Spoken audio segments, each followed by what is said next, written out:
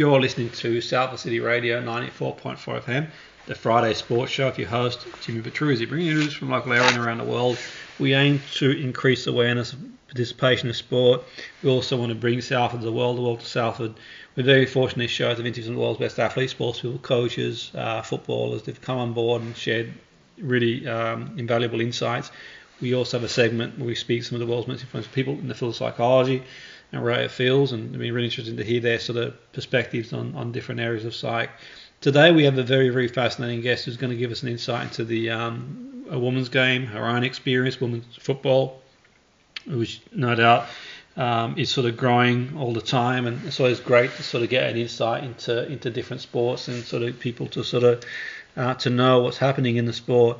So we'll get a good idea. Some really, today's gonna be really, really fascinating show. I've been looking forward to today's show, and I know our listeners are very passionate about sport, and even if they're not passionate about sport, it's always good to have an idea of what's happening in the world of sport. So Laura Kaminski, she's the assistant coach of Charlton Women's Football Club. Very kind enough to join us on the show today. Laura, welcome to the show. Great to have you on board. Hiya. Firstly, thanks for having me on board for the show. And I really appreciate the opportunity to share some of my thoughts. It's great to have you on board, Laura. It's really interesting to see your take on sort of like football. And in terms of yourself, how did you sort of get into the game? Like, what inspired you to go into football? Where did it sort of begin for you? I suppose my journey really began with playing grassroots football, really. Heavily influenced by my dad, who he was a keen rugby player. He played a lot of games in and around where I grew up, and he made me feel like anything for me was possible. The fact that I was a female had nothing to do with, the fact that I could play with him in the garden. Simple memories from my childhood, where sport was integrated in my home through him, and he always inspired me to be part of sport. And would take me endlessly all over the country to, I started grassroots, and then I moved into sort of an academy structure, Rushton and Diamonds. I don't know if you remember that club. Absolutely, definitely.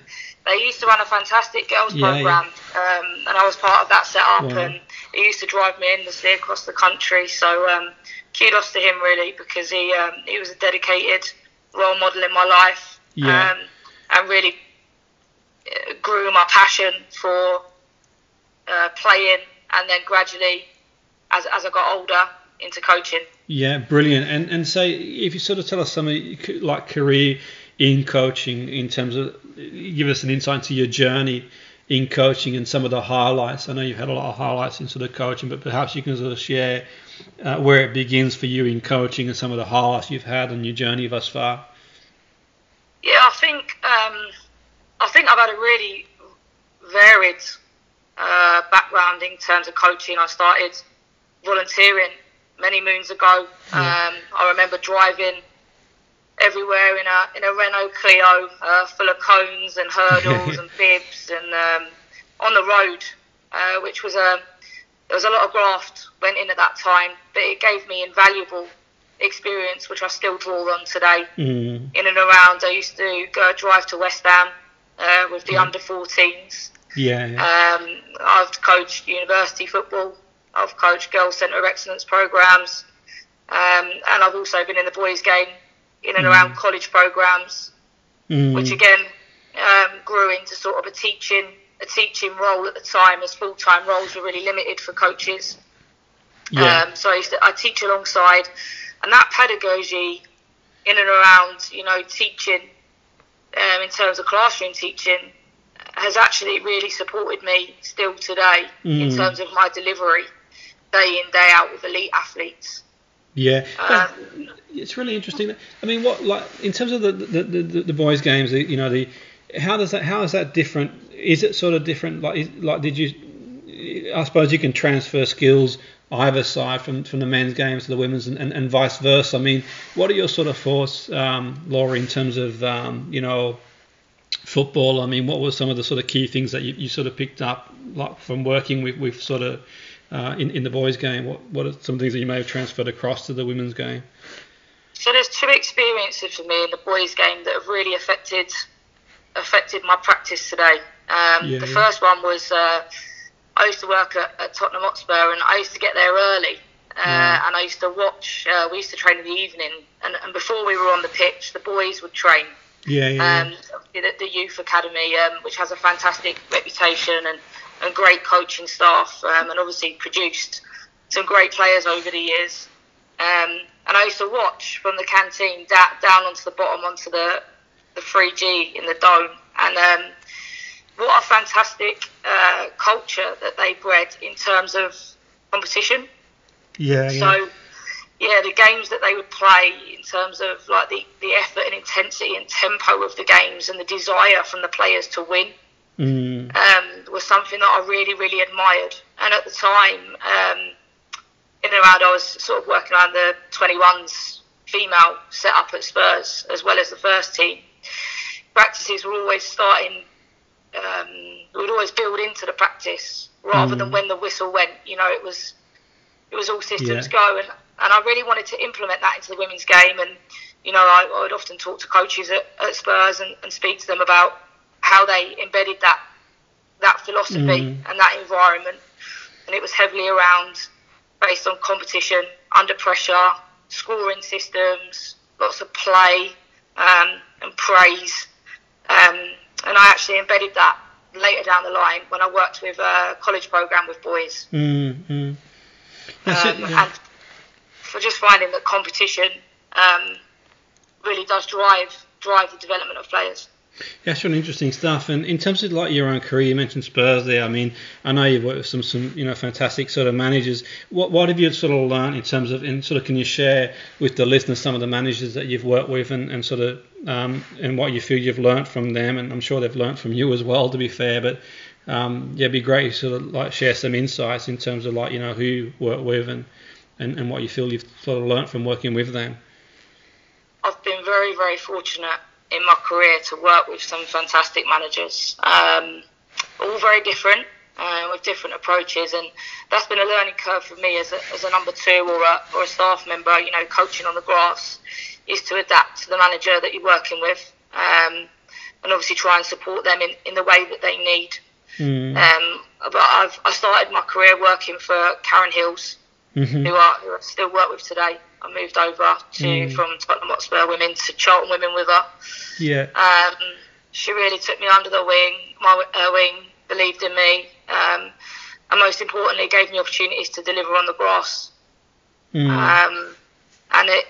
She has obviously a fantastic playing career to draw on, and has been coaching in the game across part-time, full-time, from the lower divisions of women's football through to the WSL with Tottenham.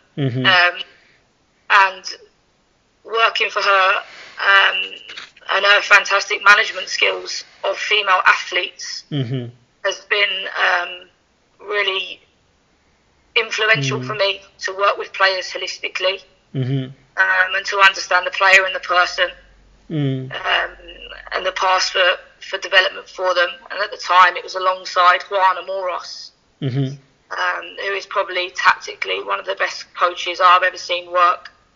He's obviously at Gotham now. Wish him all the best. I keep in contact regularly, and on the grass Juan is a fantastic football coach, and I learn a lot about technical and tactical detail from Juan. No, it's really interesting. In terms of, say, the sort of players, I know you've worked with some really high-profile players, and can you maybe like share with the listeners an insight into some of the players that you've sort of worked with over the years, Laura? So there's been some players at Spurs that were really good, but different in their skills and assets. So the first one that springs to mind is a player called Gemma Davison. She's currently at Watford now.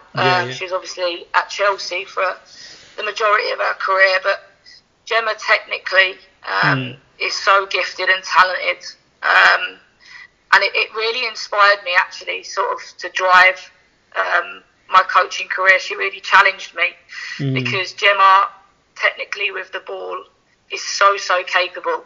Yeah.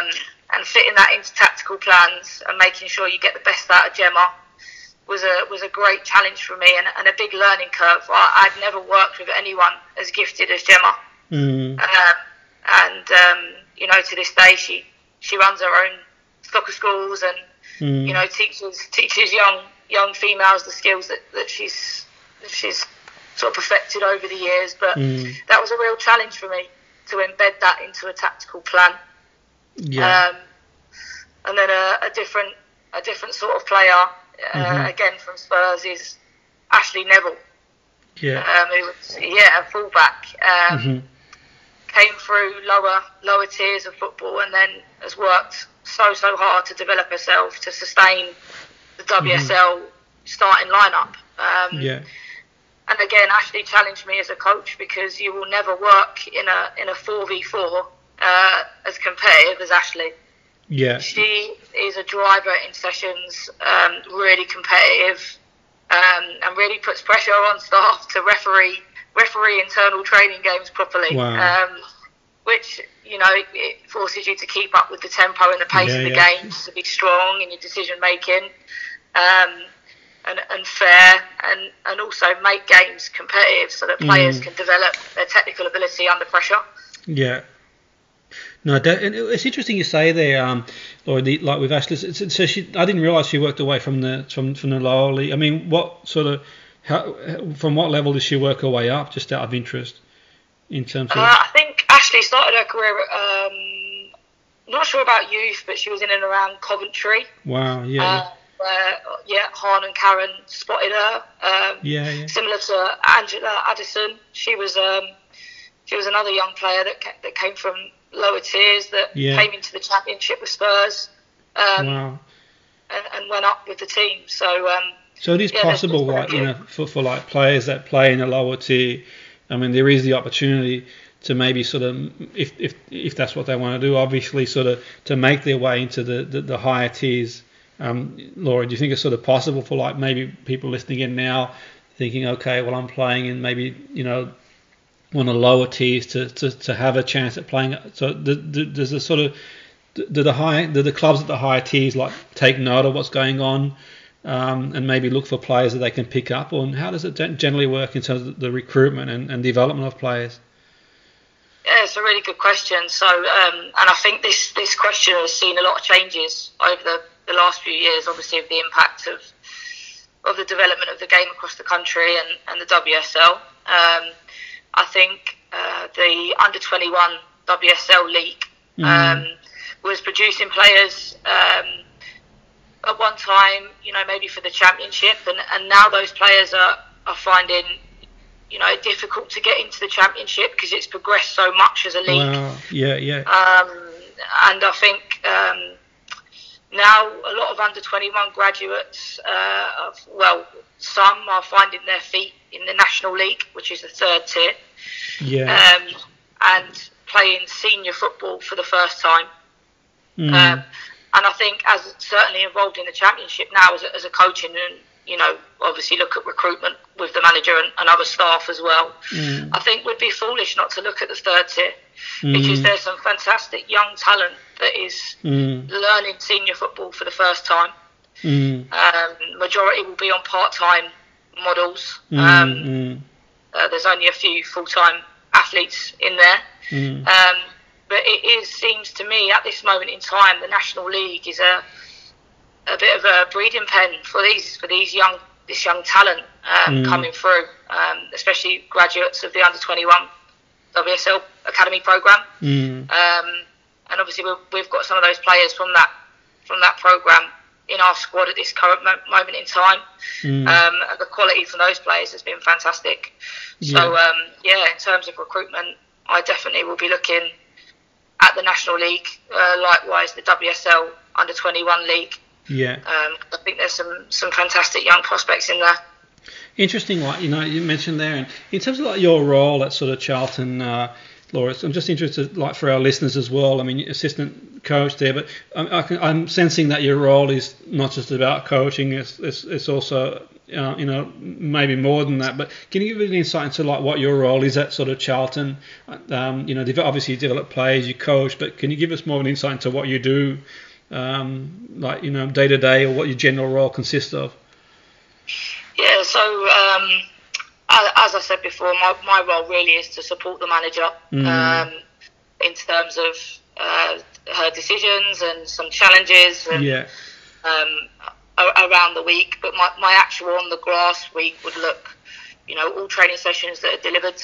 I work with one other coach at the club, and the manager would oversee the content that's delivered on the grass, but it's up to me and the other coach at the club to put the sessions together and deliver. So that's my day-to-day work. I do a lot of analysis, a lot of video review, a lot of reflections on training sessions or fixtures that are reviewed and delivered to the players. And then I have a responsibility for individual development plans for half the squad, and sort of honing in on their areas that they feel that they need to develop. And really, with my background at Spurs and some work that I've done previously in the game, I'm a fan of technical drills, and I've got a lot of passion and willingness to help players, especially in the female game. And the reason why is because they perhaps, when they've come through the academy structure, have not had hours in terms of play. So playground football, where obviously, boys traditionally play that at lunchtime, at break time. Whereas girls perhaps haven't had that, and there's a lot less hours of play in a girl's development and sort of upbringing in that sense. And there's obviously a lot of shifts at the moment to change that. We speak now on the day after the investment has been put in from the government for 2 hours of PE, a fantastic day, and fair play to the Lionesses for really driving that forward. It's been a legacy now that we can really build on. And so that lack of play, I think some of the graduates that come through, the young players that come through, sometimes they've got technical deficiencies, and those isolated skills, when put under pressure at speed, can sometimes break down. And it's fantastic for me to take on these little projects with players, which I have their complete buy-in in terms of sharing ideas and getting footage and clipping, and for homing on small marginal gains, whereas an elite athlete, they can improve and work on in training sessions, so they really feel like they're being invested in. No, that's interesting. And in terms of like Charlton, how often do you guys train now? Just out of interest, Laura, sort of in terms of how many times a week will you train at Charlton? We run our match days obviously on a Sunday mostly, unless there's sort of shifts in sort of broadcasting or anything like that. So mostly on a Sunday, and then we would train Tuesday, Wednesday, and then Friday we have a match day -1 on the Saturday. So that's tactical walkthroughs and set pieces before building into the game. Yeah, that's really interesting. And in terms of obviously, no doubt there'll be certain things you do in training you keep. You probably don't want to share with nationally, but just out of interest in terms of in terms of your own training, in terms of with the team, do you guys sort of do you kind of do weight training and recovery training and other things like that, or just obviously only share what you're sort of comfortable sharing? But I'm just sort of curious to find out what sort of physical training that you guys do, and throughout the pre-season and throughout the season. Yeah, so every club I've worked for, we've had fantastic specialists from a physical perspective and from a performance perspective in those areas. And their responsibility is really developing the athlete. There are, Jim programs throughout the week, and often they are bespoke to every athlete, which is obviously really important based on their sort of loading and history, position, etc. And I know that some competitive elements around that actually really motivate them in the gym, and that's been positive to see. And I think women now are really focusing on becoming the best athlete, footballing athlete they can be, and obviously the gym is a massive part of that. And also, like, in terms of my coaching on the grass, it's trying to work alongside that multidisciplinary physical part and embedding physical outcomes into the pitch, but also having fun with that, not making it a slog. You've got to be clever. You've got to find ways to embed physical outcomes in sessions so that players are still enjoying it and have love for the game, which ultimately, that's what we want to see.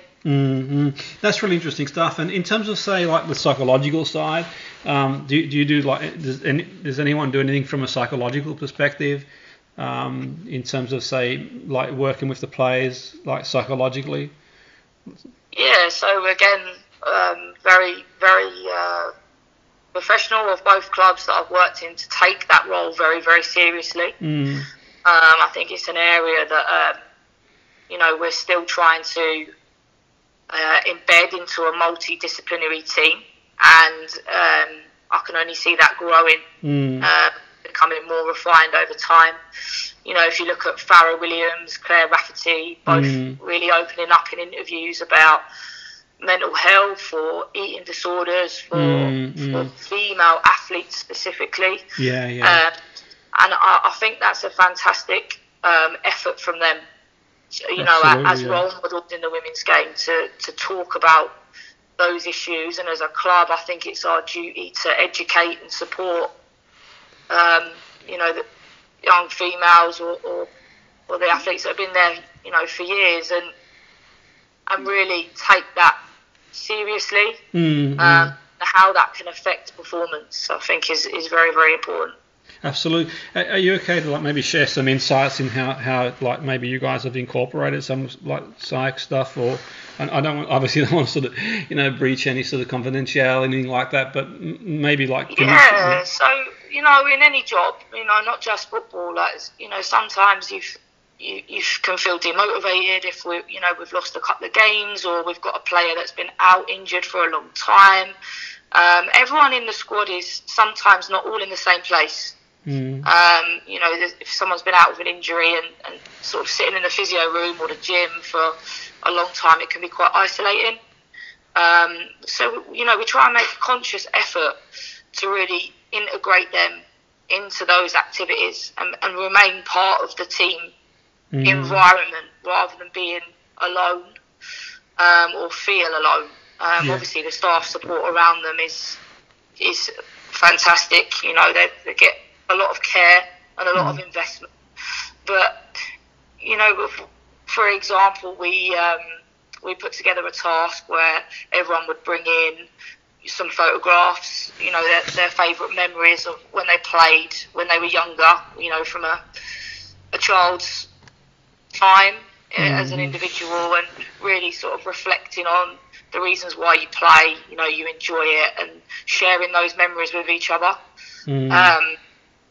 which is important because, when football does provide the lows, which it does, it's really important to remember the highs and the reason why, we do what we do. Absolutely. Now, that sounds like a really powerful technique, Laura. Definitely, it sounds really, really good. To be fair, I think that's a really fascinating insight in terms of not obviously sort of like whatever you do, you got your sort of plans in place for doing them, but that I think sounds really fascinating. I suppose just out of interest in terms of like there's probably not too many people who could probably like give us more of an insight into the area in terms of the levels. I mean, what's your thoughts, Laura, on say the top level of football in the UK to maybe tier 3 or 4 even? Is there anything you can share? What would you say in terms of, obviously, if they're playing full time, the players, that's going to have an impact on their ability. But what would you say are some of the key things if you were, say, to compare a top tier team to maybe like a third or a fourth tier in the women's game? Yeah, so I think there are obviously big differences between each league. Yeah. And as you've alluded to, the main difference really is full-time, part-time. Down in the fourth tier, all the teams are pretty much part-time, as far as I'm aware. There might be individuals working on different programs. But as clubs, they're part-time. And that really does create a big difference in terms of the product that you see on the pitch.